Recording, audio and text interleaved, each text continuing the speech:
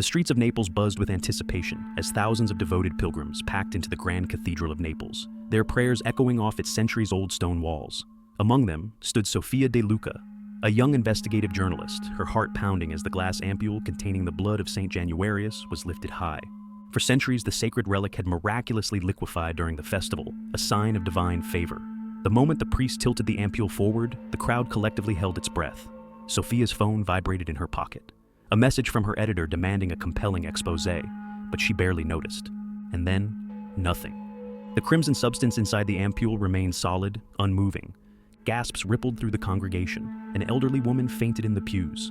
Sofia's fingers trembled as she hit record on her phone, capturing the growing panic. The archbishop's voice wavered as he announced, "The blood has not liquefied. Not yet." Sofia whispered to herself, "What happens when a miracle fails?" Back in her cramped Naples apartment, Sofia sat surrounded by half-finished articles and stacks of research on the Saint Januarius miracle.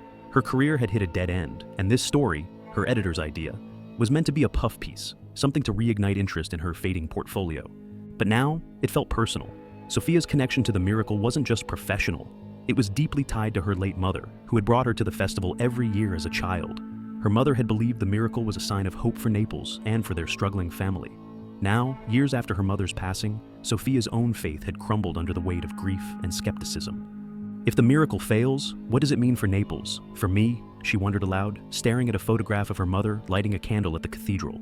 Determined to uncover the truth behind the relic, Sofia threw herself into the investigation. She started by interviewing the devout, from elderly women who swore the saint had saved their lives to street vendors who believed a failed miracle foretold disaster. Each conversation hinted at an underlying fear. If the blood doesn't liquefy, something terrible will happen to Naples. Sofia dove into the history of Saint Januarius. The miracle had failed only a handful of times, coinciding with wars, plagues, and catastrophic earthquakes. Her research led her to Father Matteo, a scholarly yet reserved priest who was one of the relic's caretakers. "You believe in miracles, don't you?" she asked him during their meeting in the cathedral's archive. Father Matteo hesitated, avoiding her gaze. Miracles are not about belief, they are about faith, and faith doesn't demand proof. But as Sofia pressed him, she noticed his fingers nervously tracing the edge of the ampoule's case. He was hiding something. Late that night, Sofia received an anonymous email. The blood didn't liquefy because it was never meant to. Meet me at the abandoned convent at midnight. Against her better judgment, she went. The convent was cold, silent, except for the rustle of wind through broken windows. Her footsteps echoed as she made her way into the dark hall. A shadow moved, and a voice whispered, "You're asking the wrong questions." It was an older man, hooded, his face obscured. He handed Sofia a tattered manuscript and spoke quickly. "The miracle has failed before, but this time, it's not natural. There are forces at work, forces that would see Naples fall." Before she could ask more, the man melted into the shadows, leaving her with the manuscript. Sofia's hands shook as she opened it. The text detailed rituals, political corruption, and a chilling phrase repeated over and over. "The blood is a warning." The following morning, news of the failed miracle dominated headlines. Sofia's editor demanded she publish her findings immediately. But Sofia hesitated. She couldn't shake the ominous words of the hooded man, or the creeping sensation that she was being watched. Her deadline loomed, but so did something darker, a sense that the miracle's failure was only the beginning of a much larger mystery. As she looked out her window, the cathedral's bell tower loomed in the distance, its shadow stretching toward her. The city of Naples was holding its breath, and so was she. Sofia clutched the tattered manuscript as she hurried through the cobblestone streets of Naples, her breath visible in the crisp night air. The city seemed quieter than usual, almost as if it too was bracing for something. The phrase, "the blood is a warning," echoed in her mind. Back in her apartment, she flipped through the manuscript under the yellow light of a desk lamp. Ancient symbols and cryptic Latin phrases filled the pages. One passage caught her eye. "When the blood refuses to flow, so does the city's fortune. Shadows will rise, and the faithful will fall." Her phone buzzed, jolting her. It was her editor. "Sofia, where's the article? You're running out of time." "Something bigger is happening," she said, her voice trembling. "I need more time." "No time. Give me what you have, or I'll assign it to someone else." As the call ended, Sofia felt the pressure mounting. She wasn't just chasing a story now. She was chasing something that could upend the city she called home. The next day, Sofia returned to the cathedral, armed with questions for Father Matteo. She found him alone in the sacristy, hunched over the ampoule case. He didn't seem surprised to see her. "Why are you so nervous about the miracle failing?" she asked. Father Matteo sighed, his face heavy with guilt. "You don't understand. The miracle has always been more than faith. It has implications. The church has enemies, and some would use this failure to strike at us. Enemies? Sofia pressed. Like who? Before he could answer, the cathedral doors slammed open and two men in dark suits entered. Their eyes scanned the room, cold and calculating. Father Matteo, one of them said, your presence is required elsewhere. Matteo glanced at Sofia, his expression filled with silent warning. Leave this alone, he whispered before being ushered away. Sofia's paranoia grew as she walked back to her apartment. Was she being followed? She glanced over her shoulder at every turn, but the street seemed empty. When she reached her building, an envelope was taped to her door. Inside was a single photograph, her, standing in the cathedral's archive. On the back, scrawled in red ink, was a message. Stop digging, or we'll stop you. Her hands shook as she locked the door behind her, but instead of stopping, she pushed forward. She uploaded a photo of the manuscript symbols to an online forum for historians, hoping someone could translate. Then she dug through the pages again, trying to make sense of the warnings. Late that night, Sofia received a message from a user on the forum. The symbols point to an ancient ritual of control. Some believe the ampoule isn't a miracle but a seal, keeping something locked away. Sofia's stomach churned. Could this explain Father Matteo's nervousness? The manuscript mentioned shadows rising. Was the blood more than a symbol of divine favor? Could it be a safeguard? The next morning, Sofia's apartment was ransacked. Papers were scattered, drawers pulled open, and her laptop smashed. She knew immediately that someone wanted her silenced. Desperate, she sought out the hooded man who had given her the manuscript. Following the directions he had left scribbled in the margins, she ventured into the catacombs beneath Naples. The air was thick and damp, and her flashlight barely pierced the darkness. Finally, she found him, sitting in a circle of candles. You're still alive, he said, his voice echoing. Someone broke into my apartment, Sofia said. They're trying to scare me. He nodded. They're not trying. They're succeeding. Why did you give me this? She demanded, holding up the manuscript. Because the church won't tell you the truth, he said. The blood isn't a miracle. It's a prison. Her heart pounded. A prison for what? The man didn't answer. Instead, he handed her a map marked with an X. If you want answers, go here, but be careful. Not all prisons are made to be opened. As Sofia emerged from the catacombs, she felt the weight of her next steps. The map led to an abandoned monastery on the outskirts of Naples. Her phone buzzed again. A text from an unknown number. Don't go to the monastery. You won't leave alive. She stared at the message, torn between fear and determination. Her instincts screamed to stop, but her mother's voice echoed in her mind. Faith isn't about certainty, it's about courage. With trembling hands, she stuffed the map into her bag and hailed a cab. She had come too far to turn back now. Sofia arrived at the monastery just as dust settled over Naples. The cab ride had been tense, her eyes darting to every passing car, every pedestrian, convinced she was being followed. The monastery loomed ahead like a dark sentinel, its crumbling walls draped in vines. It was a place long forgotten, swallowed by time and silence. The cab driver hesitated as he stopped. Are you sure you want to be here, miss? I'll be fine, she lied, clutching her bag tightly. The driver didn't argue. As soon as Sofia stepped out, he sped away, leaving her in deafening stillness. Inside, the air was damp and stale, the floor littered with debris.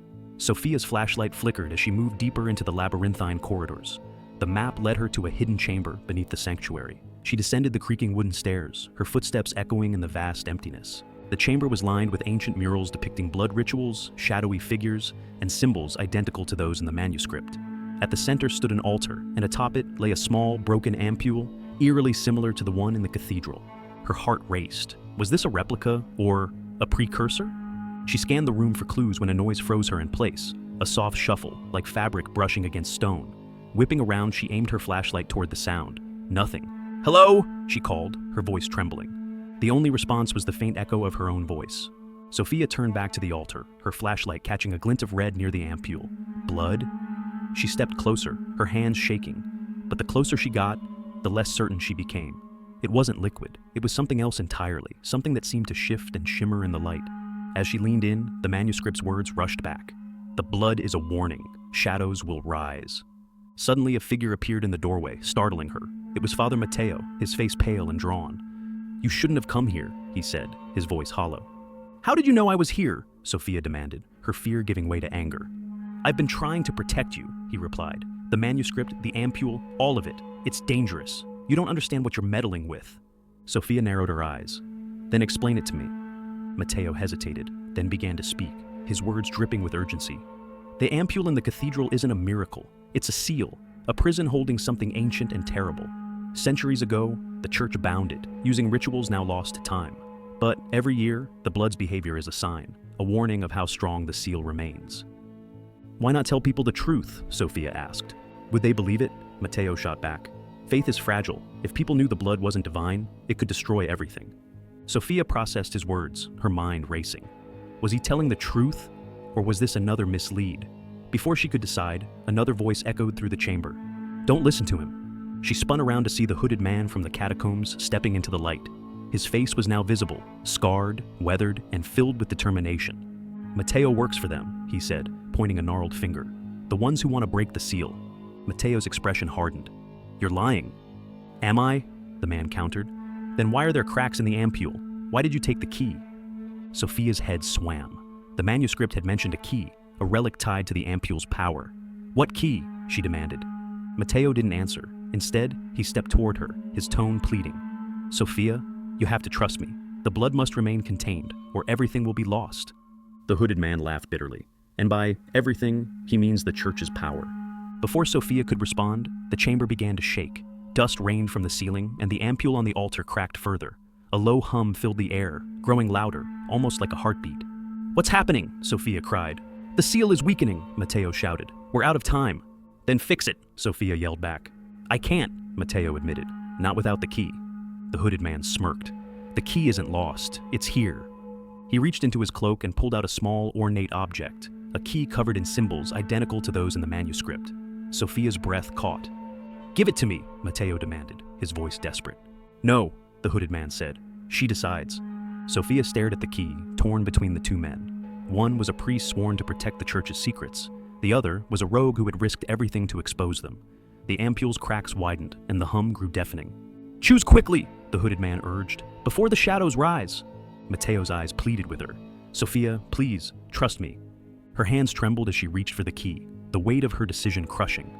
The chamber shuddered violently, and a faint, inhuman whisper echoed around them, sending chills down Sofia's spine. She closed her eyes, made her choice, and inserted the key into the altar. The moment Sofia turned the key, the chamber erupted with a blinding red light. She stumbled backward, shielding her eyes as the ground beneath her quaked violently. A deep, resonant sound, a guttural, inhuman roar, echoed through the room. What have you done? Matteo screamed, his voice laced with terror. Before Sofia could answer, the altar began to shift. The ampoule shattered completely, sending shards flying in all directions. From the cracks in the stone emerged a thick, black smoke, swirling and twisting as if alive. The oppressive hum grew into a deafening crescendo. Sofia tried to run, but the hooded man grabbed her arm. Stay still, he commanded. It's testing us. What is it? She cried. Before he could answer, the smoke coalesced into a towering figure, half-formed, flickering like a dying flame. Its eyes burned crimson, and its voice was like shards of glass.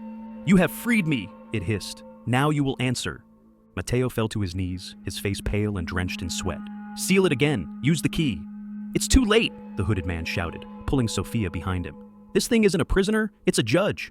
The entity extended an ethereal hand towards Sofia.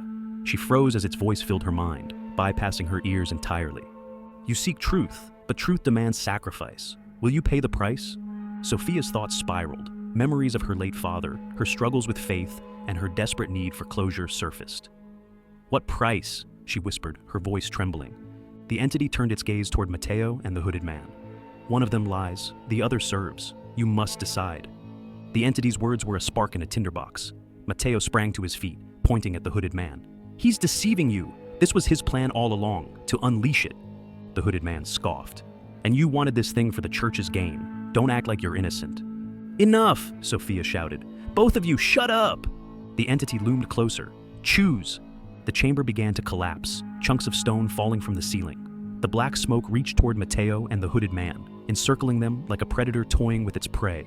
Sofia's mind raced. Matteo's pleas sounded sincere, but the hooded man's warnings about the church rang equally true. Every fiber of her being screamed for clarity, but there was none. Only chaos. I don't know, she yelled at the entity. I don't know who to trust. The entity's voice softened, almost compassionate. Then trust yourself. Sofia blinked, her breath catching. She reached for the manuscript, flipping to the final pages. Amid the chaos, she read aloud, "The seal is not for the blood, it is for the will. Only the pure of heart can decide its fate." Her voice steadied. It's not about them, it's about me. She turned to the entity. I won't choose between lies and power. I choose truth. The room fell silent. The black smoke recoiled, shrinking back into the altar. The entity tilted its head, studying her. Then, With a final deafening roar, it dissipated entirely, leaving the chamber in ruins. Matteo and the hooded man stared at Sofia, stunned. "What did you do?" Matteo asked, his voice barely audible. "I didn't play the game," Sofia replied, her voice hollow. The altar was now empty, the ampoule gone. The chamber's oppressive energy had lifted, replaced by an eerie stillness. The hooded man gave her a nod of respect. "You did what neither of us could." Matteo, however, looked shattered. "You've destroyed centuries of tradition, of faith." "Maybe faith doesn't need traditions," Sofia said quietly. "Maybe it just needs truth." As they climbed out of the monastery, the first rays of dawn broke over Naples. The city was quiet, as if holding its breath. Sofia's phone buzzed as she reached the street. It was a message, but the sender was anonymous. The text read, "The blood is never gone. It just finds another vessel." Her heart sank as she looked up. In the distance, the cathedral loomed, its bells tolling ominously. The screen fades to black,